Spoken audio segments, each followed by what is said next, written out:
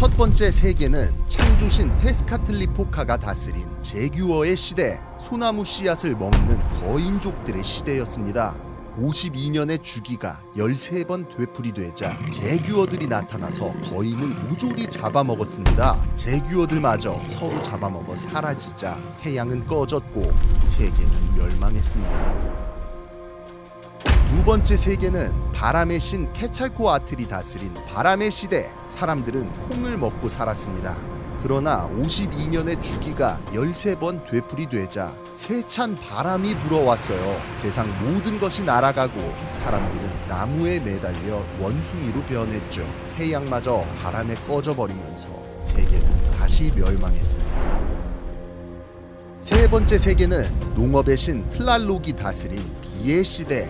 이 시대에는 어린아이들이 살았는데 물 위에 농사를 지었습니다. 그러나 52년의 주기가 7번 반복되고 나서 화염의 비가 내리기 시작했어요. 세상은 잿더미로 변하고 태양마저 하얗게 불타버렸죠. 아이들은 도망치다가 칠면조로 변해버리고 세계는 또 한 번 멸망했습니다.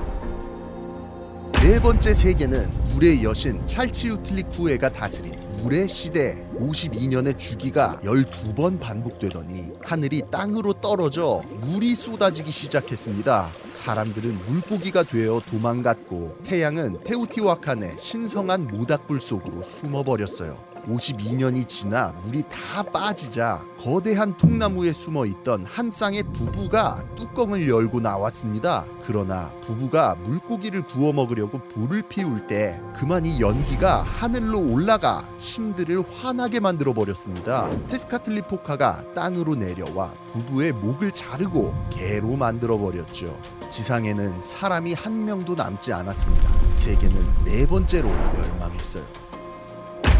신들은 태양이 숨어 들어간 테오티와칸의 모닥불 주위에 모여 누가 다음 태양이 될지 회의를 열었습니다. 부유한 신 테쿠시스테카틀이 자기 몸을 희생하겠다며 앞으로 나왔으나 이내 포기해버렸죠. 그러자 온몸이 종기로 뒤덮인 가난한 신 나나우아친이 나서 망설임 없이 물길에 뛰어들었습니다. 모닥불에 타버린 나나우아친은 태양신 토나티우로 다시 태어났어요. 부끄러움을 느낀 테쿠시스테카틀이 뒤늦게 불 속으로 몸을 던졌습니다. 태양이 두 개가 되어버리고 신들은 세상이 너무 밝아지지 않을까 염려했죠. 그래서 두 번째 태양 테쿠시스테카틀의 얼굴을 향해 토끼를 던져 다치게 했습니다. 토끼를 맞은 두 번째 태양이 약해져 해보다 어두운 달이 되었고 케찰코아틀이 바람을 불자 이내 움직이기 시작했어요. 다섯 번째 태양의 시대는 움직임의 시대. 자기 몸을 불사른 태양신은 지상의 사람들도 자기 목숨을 희생하기 바랬습니다. 태양을 움직이는 동력은 사람의 피! 신들이 희생하여 세상에 빛을 주었듯 자신들의 피와 심장을 바쳐 태양을 움직일 사람들이 필요했죠.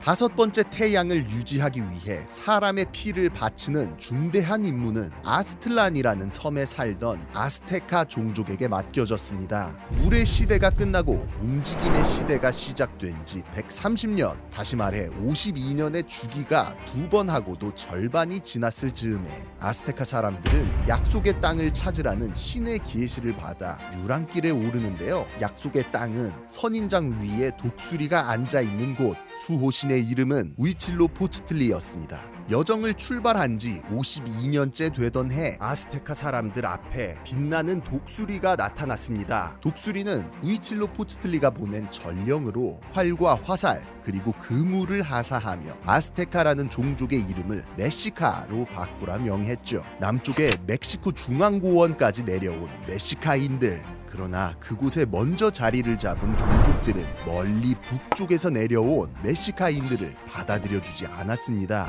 정착할 만하면 쫓아냈고 땅을 일구면 약탈하러 쳐들어왔어요. 멕시카인들은 200여 년을 떠돌면서 테스코코 호수 근방에서 전사로 이름을 날리게 됐습니다. 그렇게 호수 남쪽의 강대한 도시국가였던 쿨우아칸에 의탁하여 군사로서 복무하고 거처를 제공받는 용병 생활을 시작할 수 있었죠. 있었죠. 메시카인들이 크게 성장하자 쿨루아칸은 강력한 국가인 쇼치밀코와의 전쟁에 내보내 메시카인들의 전력을 약화시키려고 합니다. 그러나 메시카인들은 이기고 돌아온 것은 물론 쿨루아칸의 공주를 데려다 산 제물로 바쳐버렸어요. 쿨루아칸의 군대가 쳐들어오고 메시카인들은 카누를 타고 호수 가운데로 도망쳤습니다. 호수 가운데 섬에 도착한 메시카인들은 비로소 독수리가 선인장 위에 앉아있는 모습을 보게 됩니다. 200년 전 일찍이 우이칠로포츠틀리의 이름으로 약속된 땅이 바로 그곳이었던 거죠.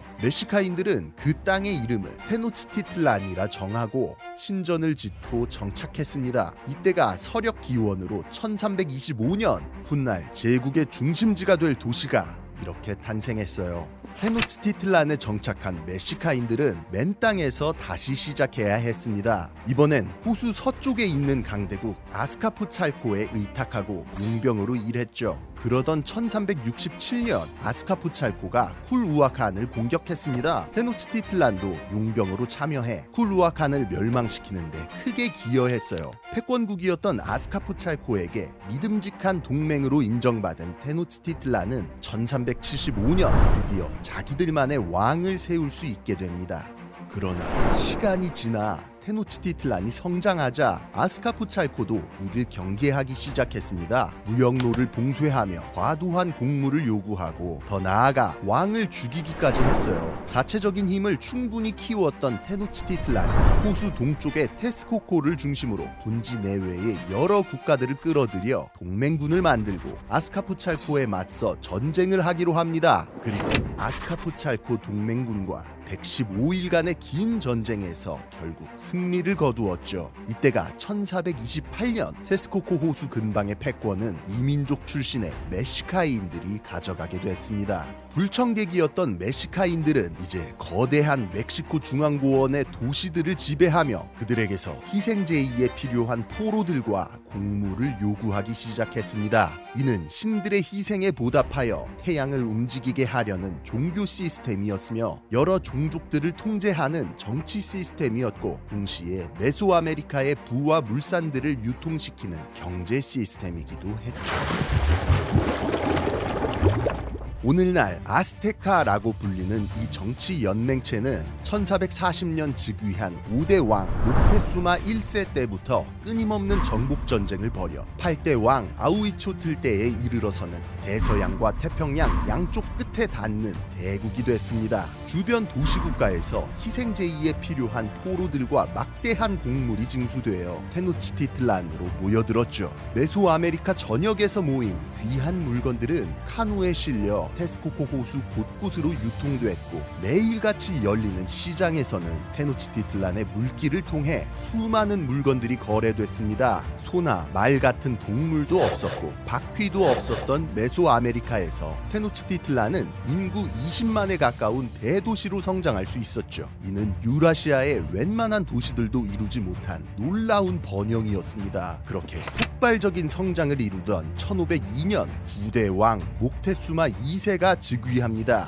그리고 목테수마 2세의 치세였던 1519년 기괴한 현상이 일어났다는 보고가 올라오게 되죠. 동쪽 대서양 연안에 피부가 희고 옷차림이 괴상한 500여 명의 사람들이 나타났다는 거였어요. 괴기스러운 이방인들이 떠나온 곳은 다름 아닌 대서양 건너편의 다른 대륙 유럽이었습니다. 강철로 만든 칼과 갑옷, 대포와 화승총으로 무장한 스페인 정복자들에게 아메리카 원주민들의 돌칼과 천 갑옷은 상대가 되지 않았고 이미 많은 도시가 정복된 상태였어요. 탐험대장 에르난 코르테스는 아스테카를 무너뜨려 메소아메리카 전체를 장악하려 했습니다. 목테수마 2세에게는 안타까운 일이었지만 아스테카의 압제에 신음하던 많은 종족들이 오히려 이방인인 코르테스에게 가담하면서 그 군세는 날로 늘어나고 있었죠. 아스테카의 지도층은 코르테스가 5번째 태양 시대를 멸망시키러 온 케찰코아틀 신일지도 모른다는 생각에 용맹한 전사들과 사제들을 모아서 대표단으로 파견했습니다. 그리고 압도적인 무기들과 1만여 명에 달하는 원주민 동맹군의 규모까지 파악한 목테수마 2세는 이 상황을 메소아메리카의 관행대로 해석했죠. 때문에 코르테스 일행을 다른 도시국가들처럼 하나의 정치체로 규정하고 그들과의 군사적인 충돌 대신 요구를 수용하기로 결심했습니다. 그에 따라 코르테스에게 테노치티틀란 입성을 허용하고 엄청난 양의 황금과 보물을 내어주며 화친을 도모했어요. 그러나 코르테스는 목테수마 2세를 인질로 잡았습니다. 그러고는 쿠바에서 자신을 잡으러 파견된 스페인 총독부의 군대와 싸우기 위해 100여 명의 병력만 남긴 채 자리를 비우게 돼요. 그 사이 남아있던 병력이 자의적 판단으로 600여 명의 아스테카 귀족들을 학살하는 일이 발생합니다. 코르테스 일행을 조용히 돌려보내려 했던 아스테카 측은 이 때문에 결사항전으로 마음을 바꾸게 되죠. 6월 24일에 복귀한 코르테스는 인질로 잡았던 목테수마 2세를 앞세워 성난 아스테카 사람들을 진정시키려고 시도했습니다. 그러나 목테수마 2세가 의문의 죽음을 당하고 평화적인 해결의 가능성은 사라져버렸죠. 6월 30일 코르테스와 동맹군은 테노치티틀란을 봉쇄한 아스테카의 대군을 돌파하여 필사적으로 탈출하였으나 많은 병력이 죽고 코르테스 본인도 크게 다치며 도망자 신세가 됩니다. 훗날 이 사건은 스페인어로 노체 트리스테, 즉 슬픔의 밤이라는 이름으로 기억되게 됩니다. 아메리카에서 유럽인들이 당한 최대의 패배였어요. 그러나 목테수마 2세를 이어 10대 왕이 된 후이틀라 우악이 왕위에 오른 지 80여일 만에 유럽에서 건너온 천연두로 사망하고 대부분의 귀족들이 학살당해 지도력마저 상실한 상황에서 아스테카는 결정적인 반격에 실패하고 말았습니다. 한편 간신히 목숨을 건진 코르테스는 동맹 도시였던 틀라스칼라를 거점으로 군세를 재정비했습니다. 틀라스칼라는 테노치티틀란과 가까운 곳에 자리 잡았던 도시로 아스테카에게 정복당하지 않고 끝까지 독립을 유지했으나 대신 끊임없는 전쟁으로 수많은 포로를 수탈당하던 철천지 원수였어요. 때문에 코르테스 일행이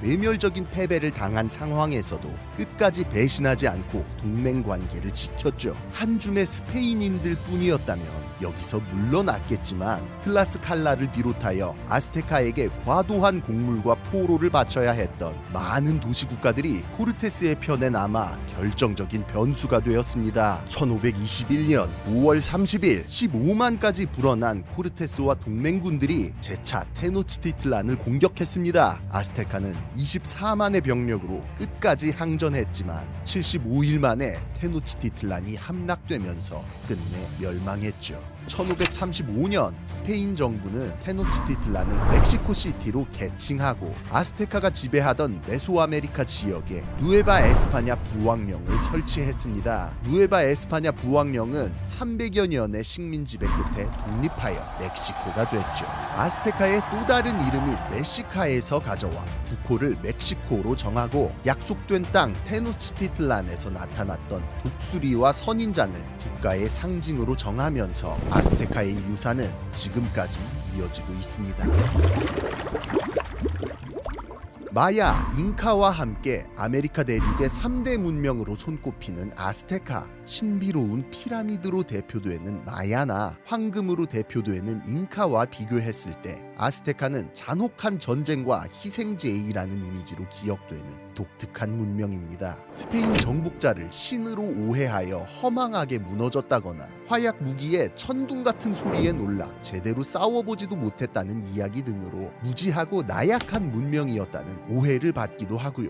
아스테카의 유산을 이어받은 멕시코에서는 최근 스페인으로부터 물려받은 유산들 외에도 메소아메리카 전역을 하나로 연결했던 아스테카의 정치, 경제, 예술 등 아메리카 선주민의 후예라는 또 다른 정체성을 재조명하기 위해 노력하고 있습니다. 2022년이 대한민국과 멕시코가 수교한 지 60주년이 되는 해라는 것 알고 계셨나요? 이런 뜻깊은 해를 맞아 국립중앙박물관에서도 올해 5월부터 8월까지 아스테카 태양을 움직인 사람들 특별전이 진행됩니다. 멕시코 국립인류학박물관, 네덜란드 세계문화박물관 등을 비롯하여 멕시코와 유럽의 11개 박물관과 협력, 아스테카의 역사와 문화를 담은 귀중한 소장품들과 새로운 발굴품 등 208점의 놀라운 아스테카 문화재를 통해 그동안 우리가 알지 못했던 새로운 아스테카를 만날 수 있다고 합니다. 저희 지식해적단도 영상을 통해 작은 기여를 할 수 있어 정말 뜻깊은 작업이었습니다. 양국의 우호를 도모하고 서로의 역사와 문화에 대한